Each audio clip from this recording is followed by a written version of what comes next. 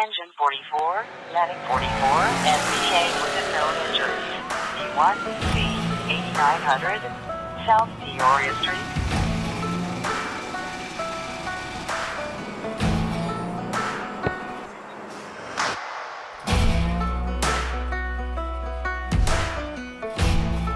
So we're just sitting next to Rescue 17, setting up for the night.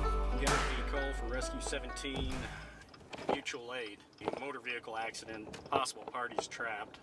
It's just a couple miles from here. It sounds like one, possibly... I'm on the phone with Petco. If I can get a second, it sounds like one, possibly two ambulances are... Responding companies from Rescue 17. On my NGT, it's showing Falcon Unit 314 is canceling all CSFT units. Alright, well, Rescue 17 just canceled. Rescue 17, that's affirmative. I just put that in the call. They're canceling both CSFT and AMR 29.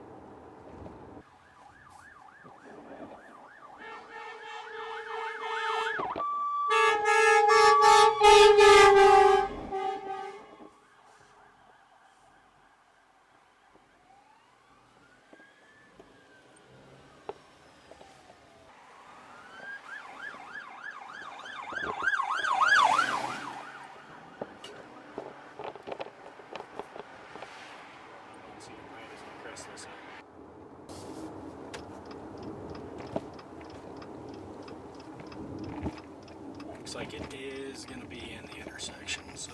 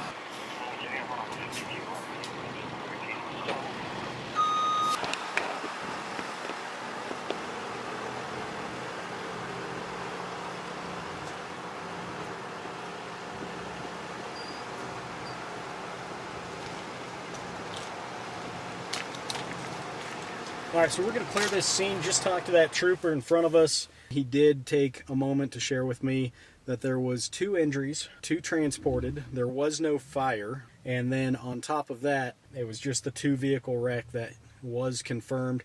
They're going to be busy with this investigation for quite a while. No conditions were given on the patients. The second one that was transported was on scene for a very long time, and all signs showed that he was stable. We'll continue to move on from here, and we'll see what else the city of Colorado Springs and the surrounding area has to bring us tonight. But first and foremost, Lord, we just pray for the people in this wreck. That is one way that will rock your world when you least suspect it. We don't know the details on this, but Lord, you do. And just help them heal, just protect them from long-term injuries, as I'm sure they're experiencing quite a bit of pain right now. Lift us up in your name. Amen.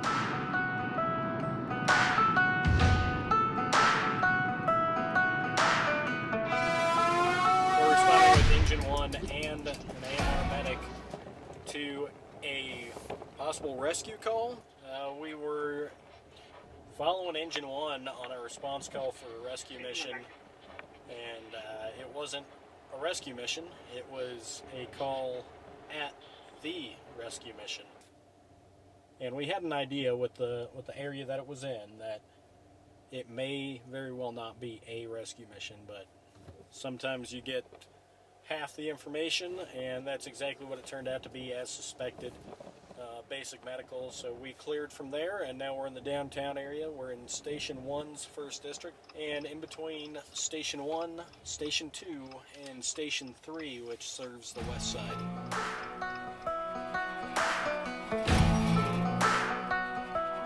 Call volume is pretty slow tonight here in the Springs. I think the weather has a lot to do with it. I'd be surprised if many disagreed with it. But one of the unique opportunities this gives us is Colorado Springs is home to the International Firefighters Memorial. And it's right down the road, just east of downtown. So we're going to head over there and just take a moment to observe and look at this beautiful memorial that has been put together here.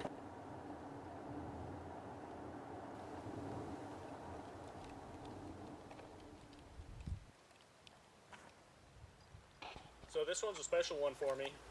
When I first became a firefighter in 2007, during my probationary period, I was assigned to do a case study. And the study I chose to do was on a 22-year-old firefighter paramedic from Maplewood, Missouri named Ryan Hummer. Ryan was a young man that had achieved a lot in 22 short years. Ryan and his crew responded to a vehicle fire. And while responding to that fire, upon arrival, Ryan stepped out of the back of the truck and was soon thereafter shot in the chest. The vehicle fire was reportedly started by the shooter, who posted up in a second-story window and took a shot at the first responders upon their arrival.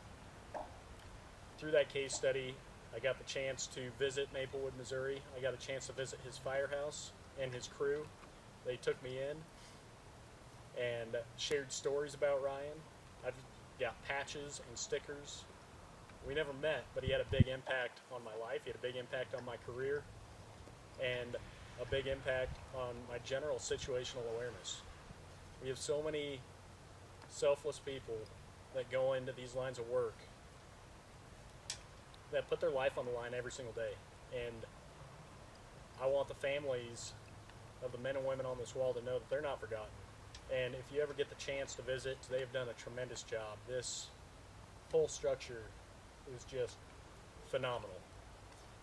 So let this be a reminder that we've got good men and women that are willing to risk it all for us. And there's still good in this world. And Ryan, among thousands of other names on this wall, is just one of them I like to highlight. So as we go into this Christmas season, 2023, say a prayer for the families and remember those that have given everything for somebody they didn't even know, just to serve their community.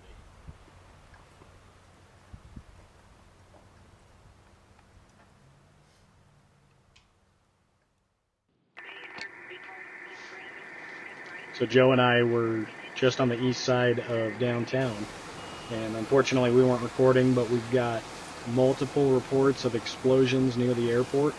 We started heading that way. Upon arrival, Engine 8 and Truck 8 reported a fully involved camper. We don't know if somebody was living in this camper, but we do know that there were no injuries. It was a total loss, so if it was belonged to somebody, if that was their shelter, it's mid-December. It's 20 degrees at night tonight. We just pray that they have a safe place to go. We really hope that this wasn't their place of refuge.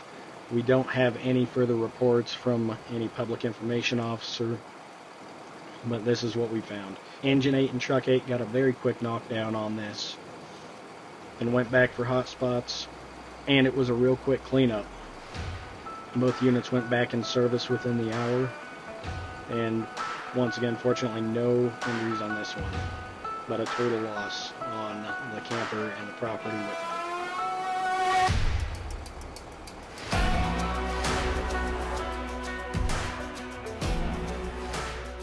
So with me today, I've got Joe from SoCo Ham Radio. He's a good buddy of mine, and Joe's been my radio guy for years. A lot of first responder agencies have gone to an encrypted audio source, and Joe's got all the ins and outs on that, and he's been fixing up my radios for, 4 or 5 years, Joe? Yeah, About 4 or 5 years. So Joe's got a channel, SoCo Ham Radio, on YouTube. Check him out. He's got tons of resources, everything from how to set these up. He's a licensed ham radio operator, so he encourages everybody to take part in this ethically. We know a big part of the encryption has to do with just safety for first responders, especially our law enforcement. And when it comes to the officer safety aspect, I can't disagree with them encrypting this. And Joe, correct me if I'm wrong, is encrypting the radio channels, is that the right term, or are they doing something else? Well, some are encrypted. Technically, it's not encryption. It's a Phase 25 system that does frequency hopping. So you got a control channel that constantly assigns different frequencies to users, and each time they transmit a key up to the control channel, it assigns a frequency. That's how that communication works. And then if they were to, somebody else is to key up, it's going to assign another frequency. So it makes it harder to monitor. It's like a randomizer. Yeah.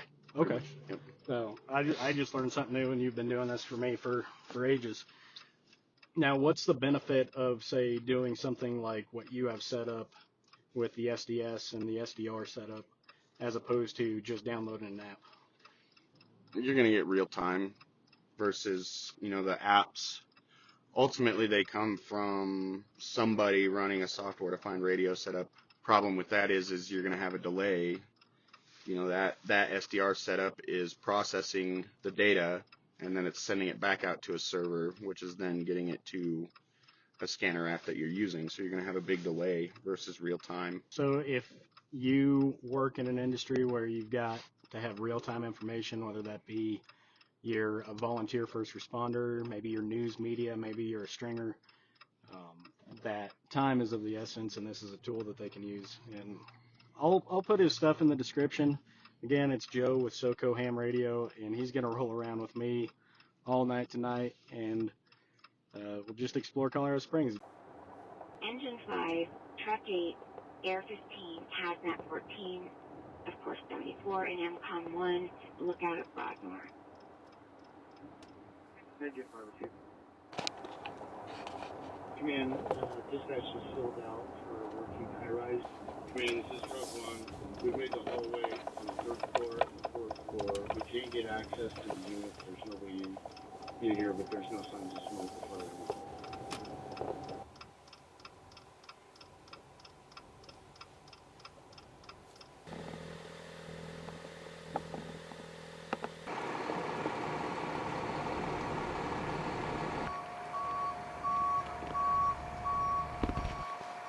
So tonight about 8:35, we got multiple reports at our dispatch center for fire on the exterior of the building, on this multi-story apartment building behind us.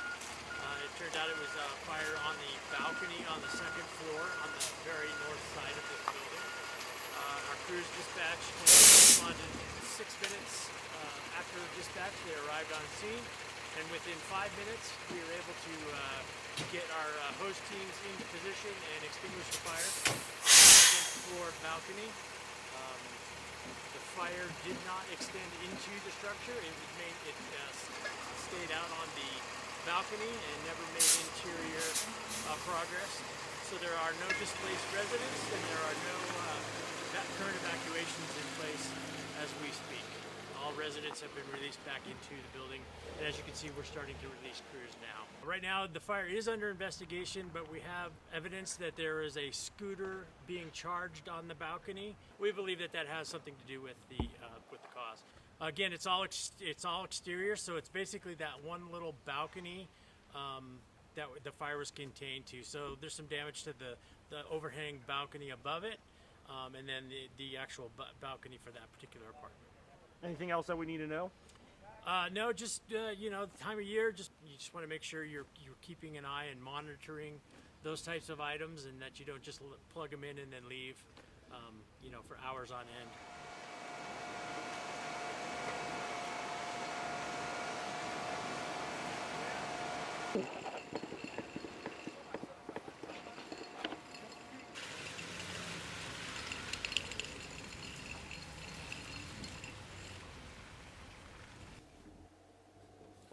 All right, so we're just leaving Oxford Lane. No injuries. PIO reported that we got a quick knock on it. I think he said a 6-minute response. Excellent work done by the Colorado Springs Fire Department. They had a ton of resources en route because they treated it like a high-rise structure. And I think from the video you can see that it was an appropriate call by the incident commander. But for now, that concludes this episode of First Due in Colorado Springs. We've got an early flight, so stay tuned for more. Thank you for riding along with First Due.